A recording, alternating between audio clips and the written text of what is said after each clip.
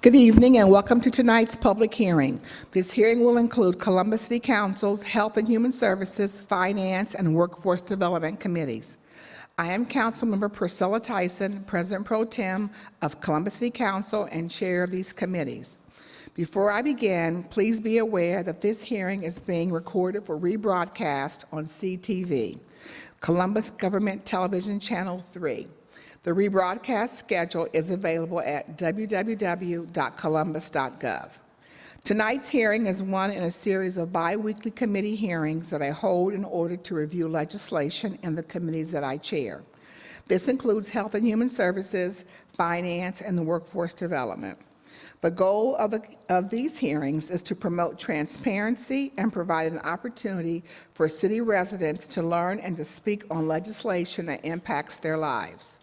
There will be on occasions when a committee is not covered because legislation is not always scheduled for each meeting.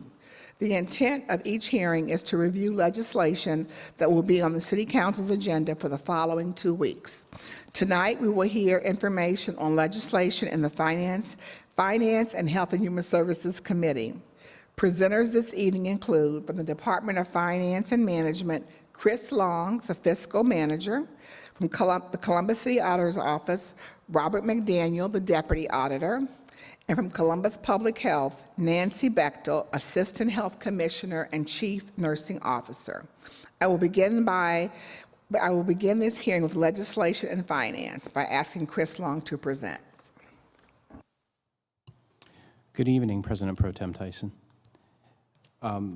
The Finance Committee anticipates having 7 ordinances in front of City Council on the January 23rd and January 30th City Council agendas.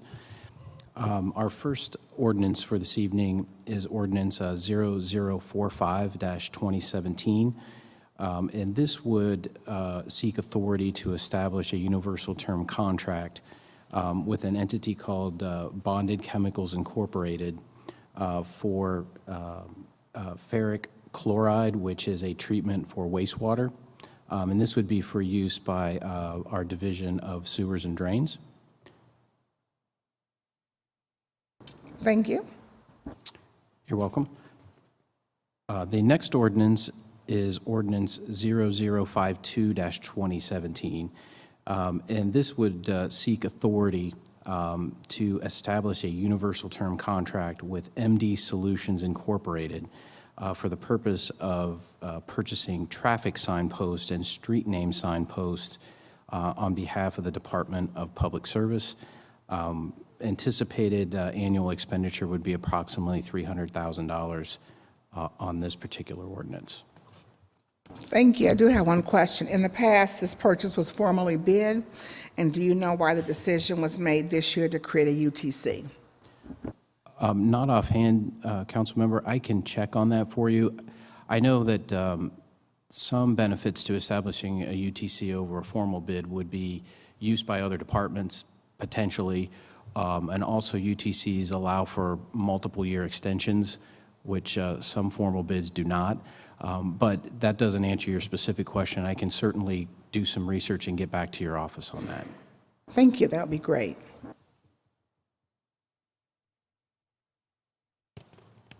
Our next ordinance is Ordinance 0072-2017.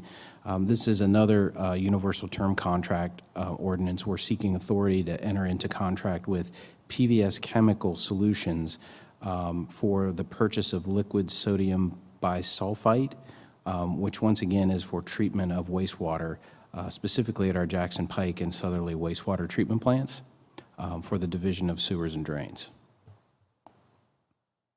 Estimated spend is $158,000? Yes. Correct. Thank you. Our next ordinance is Ordinance 0079-2017. This seeks authority to establish a universal term contract with actually 3 different vendors, Bonded Chemicals Incorporated, Ohio Pool Equipment and Supply, and Miami Products and Chemicals. And this would essentially be for the purpose of purchasing a range of chemicals to use to treat the city's pools and fountains and spray grounds on behalf of the Department of Recreation and Parks. Thank you. The next ordinance is Ordinance 0116-2017. And this is, once again, another UTC ordinance, but this seeks authority to enter into contract with Ferguson Enterprises, for the purpose of purchasing sewer and water pipe to be used in the repair and replacement of service lines throughout the city. And this would be primarily used by our Division of Sewers and Drains also. Thank you. And the estimated cost will be $35,000? Yes. Okay, thank you. The next ordinance is Ordinance 0118-2017, another universal term contract request.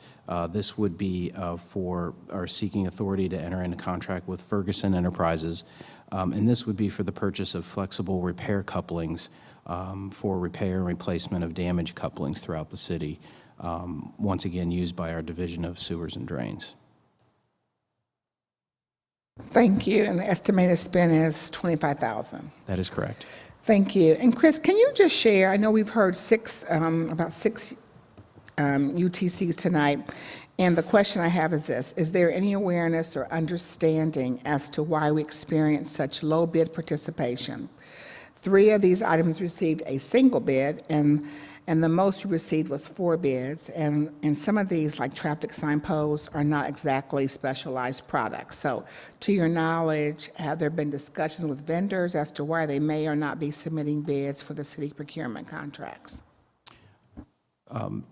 I do not know offhand, but I can definitely, reach out to our purchasing department to see, if there has been any outreach to bidders, as you indicate, to ensure that they're, either receiving the bid notifications or are properly registered with the city to receive those bid notifications. But I don't know offhand why these are particularly low in terms of a response rate. But I can certainly follow up and get your office an answer on that. That would be great. I know that in some cases, when I've kind of asked some similar questions, it's been that individuals, based upon the different type of a way in which or businesses will state what type of business that they have, that sometimes that they may not even offer or be able to do the work based upon the fact that just because of where they're categorized. And so and we just send out all those different bids. So I just, if you could, maybe that's the answer, I don't know, but if you would just get back with us and let us know, because maybe it's often a time where maybe we look at the process a little different. But anyway, if you get back with me and let me know, that'd be helpful. No, I'm happy to. Thank you. All right, thank you so very much. And then we have one last ordinance, President Pro Tem Tyson, that it actually does not have an ordinance number yet, but we would like to get this in front of council on January 30th if possible.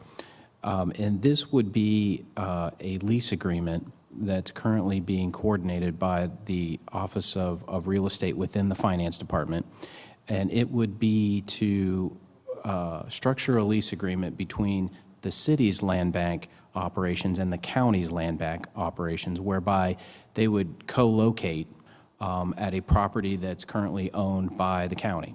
And in short, the idea is that because those two offices coordinate so many of their activities already, it might make sense for them to actually share the same facility and be in the same location to kind of better coordinate activities between the city and the county. And the way the proposed lease agreement would work is the city would pay basically its prorated share of the operating costs for the facility. It's currently anticipated that the city would house about 2/3 of the new location, and the county would have about 1/3 of the office space. So it'd be kind of splitting the operating costs on a 1/3 to 2/3 basis. But that's kind of in the somewhat early drafting stages right now, but we certainly wanted to brief you so that you are aware that this is potentially coming. All right, and the state says it's going to be on at 845 Parsons Avenue, is that correct? That is correct.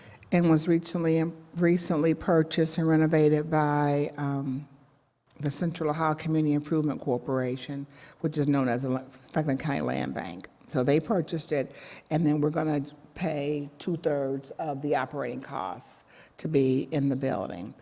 And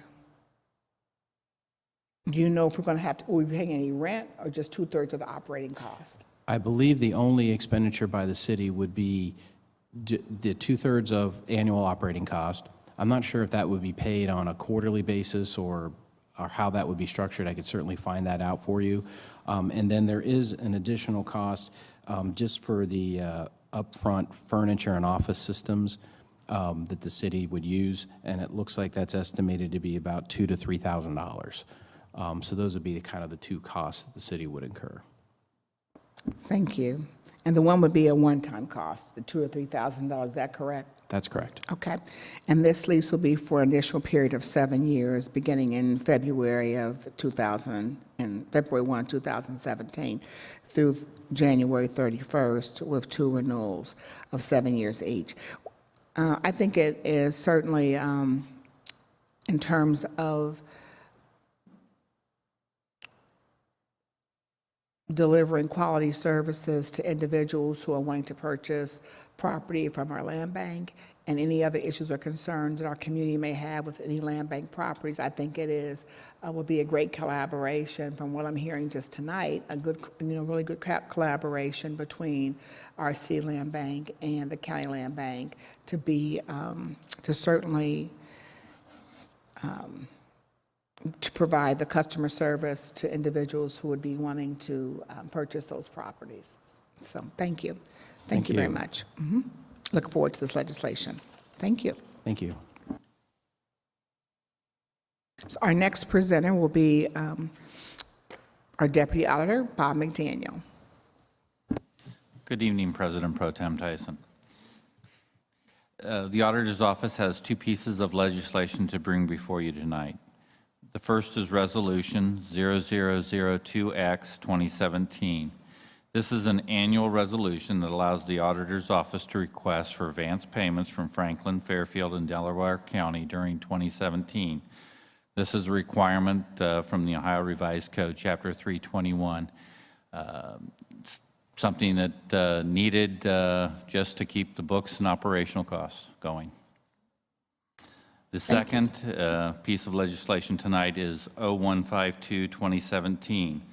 This legislation authorizes the city auditor to provide funding for the support and hosting of DAX, Dynamics AX, as per the existing contracts with Tyler Technologies and Microsoft Corporation for 2017, to authorize the expenditure of up to $769,500 from the general fund.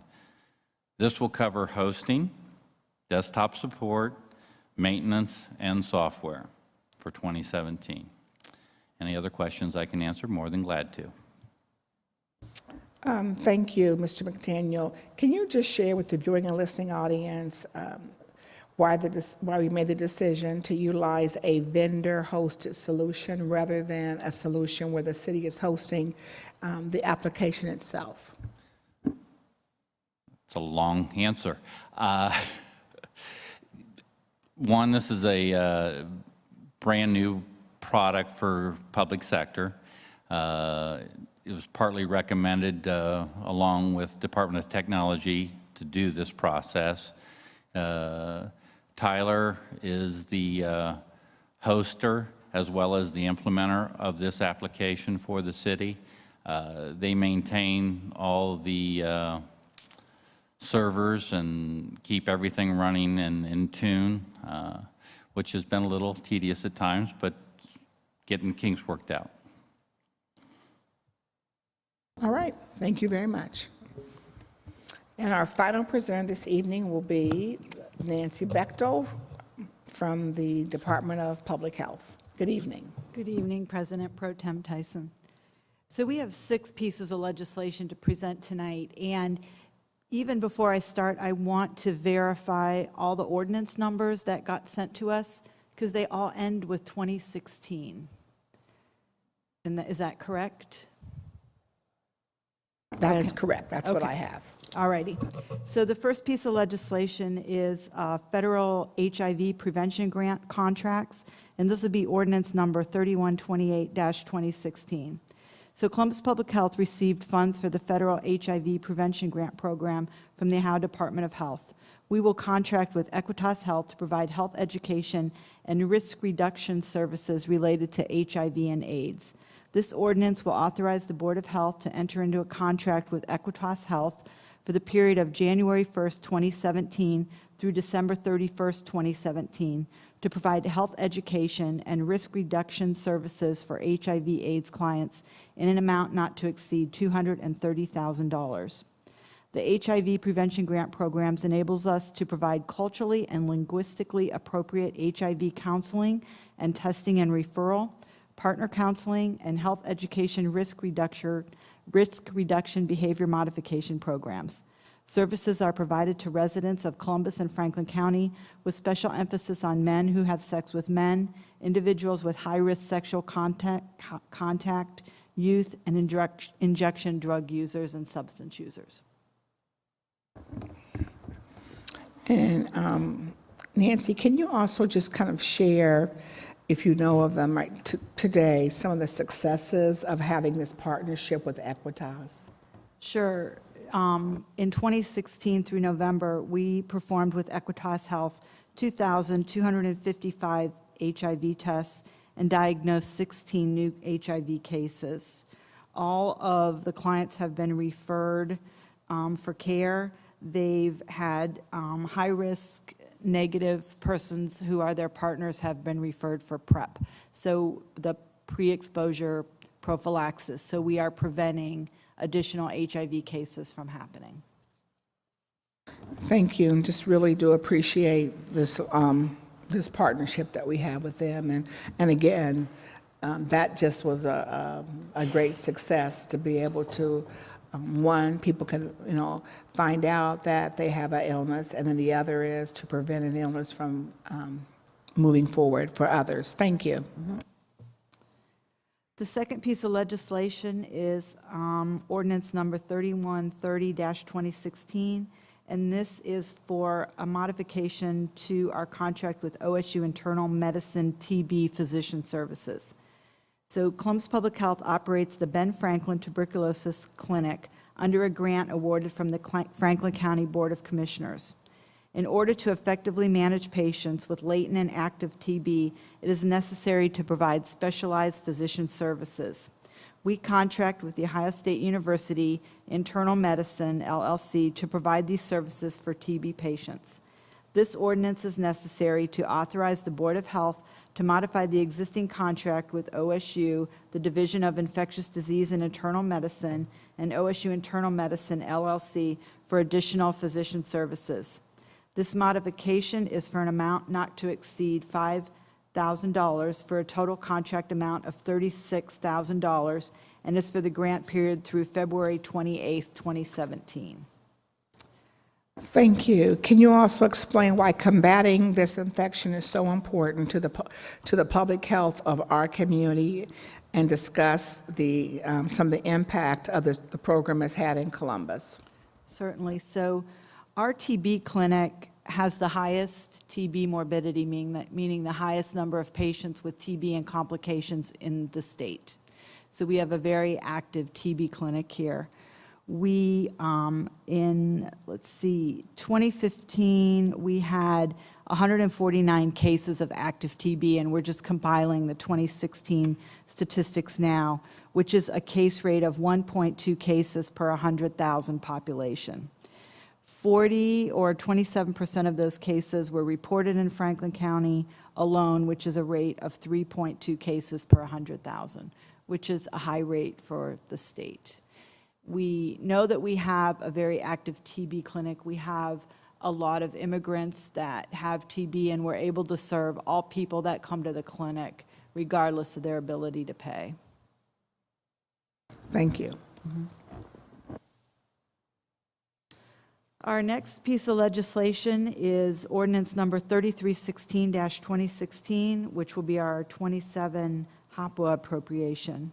So the 2016 Consolidated Action Plan budget and the annual filing of the plan application with the U.S. Department of Housing and Urban Development was previously authorized by ordinance 2397-2015.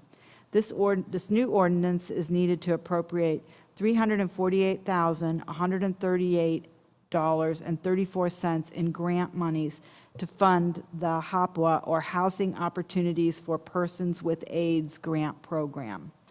The HOPWA program provides for the implementation of long-term comprehensive strategies for meeting the housing needs of low-income persons with HIV/AIDS and their families. Eligible activities including providing housing information services, resource identification, acquisition, rehabilitation, conversion, lease, and repair of facilities to provide housing and services, new construction of housing units, project or tenant-based rental facilities to provide services, short-term rent, mortgage and utility payments, supportive services, technical assistance, and administrative support. This grant is for the period January 1st, 2017 through December 31st, 2017. This ordinance authorizes the appropriation of the $348,138.34 from the unappropriated balance of the General Government Grants Fund to Columbus Public Health for this 2017 HOPWA program. And Nancy, if someone in our community needs these services, who could they contact to get them? So they can contact our program at the Health Department, and the number there is 614-645-CARE or 614-645-2273. If they have a case manager at the Health Department, they can certainly contact their case manager first, and we'll get them connected to these housing services.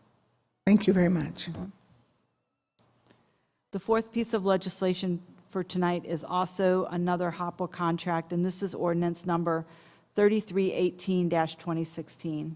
So the City of Columbus received funds for the Housing Opportunities for Persons with AIDS, or HOPWA program, from the U.S. Department of Housing and Urban Development, or HUD. This ordinance authorizes the Board of Health to enter into contracts with two community service agencies for the period of January 1st, 2017 through December 31st, 2017, to provide eligible HOPWA services as follows. So Equitas Health will provide it for Franklin County at a cost of $798,341, and the Lancaster Fairfield Community Action Agency will provide it for $101,659. So this ordinance authorizes the expenditure of $900,000 from the General Government Grants Fund and declares an emergency. The HOPWA program provides for the implementation of long-term comprehensive strategies, again, for meeting the housing needs of low-income persons with HIV/AIDS and their families. Eligible activities are some of what I've already named. They provide housing information services, resource identification, acquisition, rehabilitation, conversion, lease, and repair of facilities, new construction of housing units, project or tenant-based rental assistance, short-term rent, mortgage and utility payments, supportive services, technical assistance, and administrative support.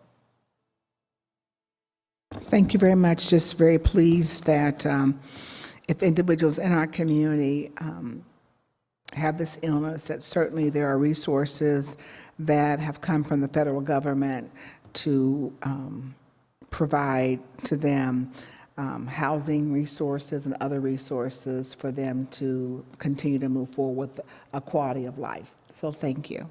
You're welcome. The next ordinance is number 3381-2016, and this is to authorize a contract modification with The Ohio State University. So ordinance number 0015-2016, which was approved by City Council on January 21st, 2016, authorized the Board of Health to enter into a contract with The Ohio State University in the amount of $69,000 to provide formal education and certification to community health workers as part of the deliverables in the Celebrate One Community Connector Corps project for the period of February 1st, 2016 through January 31st, 2017. This ordinance is needed to authorize and direct an increase of $72,000 and extend contract PO 005285 for a time period ending at December 31st, 2017. This modification is needed to continue to provide formal education to the community health workers as part of the deliverables in the Celebrate One Community Connector Corps project. Every year in Franklin County, we lose about 150 babies, as you know, before their first birthday. While national infant mortality rates are decreasing, in 2014, Ohio ranked the 12th worst in the nation for overall infant mortality. So this program allows us to train community connector workers who are stationed in our 8 high-risk communities to interact with women to try and make them knowledgeable and combat some of the pieces about infant mortality that can be learned. Certainly, this is a wonderful program and for our community. As you mentioned, that we lose about 150 babies per year in our community because of infant mortality. And so to have individuals in our community who are working with women in the community to be able to work individually with them to see if there's any obstacles that are preventing them from having a healthy baby, and sharing, if there are, sharing that information with the nonprofit organizations and others to be able to help these individuals with whatever needs that they may have.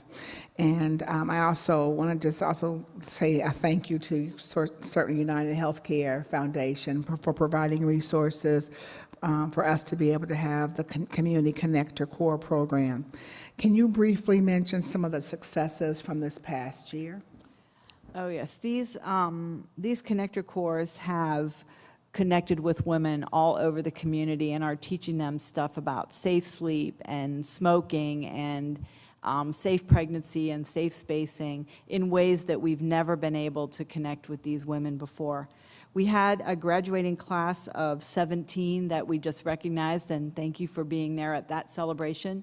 We had a second cohort start in October and to round out 2016, and then we just had our cohort for this year start in January. So these women are connecting one-on-one in ways that we would never be able to. And to hear them talk and some of the stories that they share, we have a video that's on our website that people can look at that shares some personal stories of them. But they connected with over 10,000 residents in 2016 around, again, safe sleep, smoking, safe spacing, safe pregnancies, healthy eating, things that affect our women who are having pregnancies to try and make them healthier as they deliver these babies. Thank you. So just appreciate the partnership with The Ohio State University and the School of Nursing. And if someone is interested in receiving assistance from the Community Connector program from these 8 neighborhoods, how would they do that? And if they want to become a community health worker in the future, how would they gather that information? Sure. So anybody wanting to connect with the community health worker that's currently out there can go to our celebrate1.info webpage, and it's listed there where they can connect with them in the community. If they are interested in signing up to be, we would be this fall taking applicants for our 28 cohort. Again, if they monitor the celebrate1.info webpage, we will post on there when we'll be taking applications for the community health worker program. I don't know when it'll be yet. It'll be sometime this fall. If someone is out there and just is interested in becoming a community health worker, OSU College of Nursing provides that training. They don't necessarily have to be in our program. They can get trained to become a community health worker, and that would be, the website for that is https://nursing.osu.edu, and they could find out there how to get training as a community health worker. Thank you very much. The last piece of ordinance tonight is number 3377-2016, and this is to authorize a contract modification with St. Stephen's Community House. So ordinance number 0860-2016, which was approved by City Council on May 2nd, 2016, authorized the Board of Health to enter into a contract with St. Stephen's Community House in the amount of $77,586.67 to support the implementation of the Celebrate One Community Connector Core project in the Linden community for the period of February 1st, 2016 through January 31st, 2017. This new ordinance is needed to authorize and direct an extension to the contract PO009943 for a time period ending October 31st, 2017. This modification is needed to continue the work in the Linden and Near East community with our Community Connector Core interns. Thank you. And can you get back with me? Let me know just how many women are coming through that particular program. If you have the information, could you share that? I know that the 2016A first cohort, they engaged over 2,400 women directly, and then educated over 10,000 residents. So the 2,400 women were those that they would have offered and given direct services to, and then 10,000 are other encounters they had with people to do some aspect of education around infant mortality.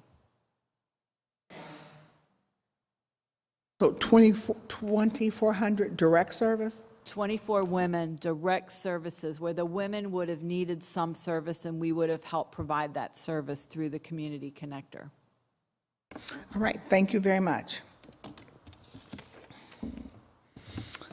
All right, well, I hope this evening's hearing has provided insight into programs and community initiatives from Columbus Public Health, as well as the finance-related legislation that is necessary to support our ongoing city operations.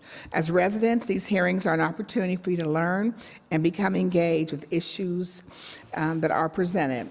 Before I conclude tonight's hearing, I would like to thank from the Department of Finance and Management, Chris Long, the fiscal manager, from Columbus City Auditor's Office, Robert McDaniel, the Deputy Auditor, from Columbus Public Health, Nancy Bechtel, the Assistant Health Commissioner and Chief Nursing Officer. I also want to always thank my fellow council members and their staffs who serve our community with pride each and every day. I also want to thank the City Council Legislative Research Office, especially Michael Kessler, who leads the Legislative Research Office, who's in Chambers, Matt Erickson, who staffs the Finance Committee, Aaron Beck, who staffs the Health and Human Services Committee, and Nancy Sully from the Council's Community Engagement Division. Also, my staff, Nicole Harper and Carl Williams, and the hardworking team at CTV who make these hearings possible, and finally, the residents of Columbus who make our city the best place in the country to live, work, and to raise a family. This hearing is adjourned. Thank you.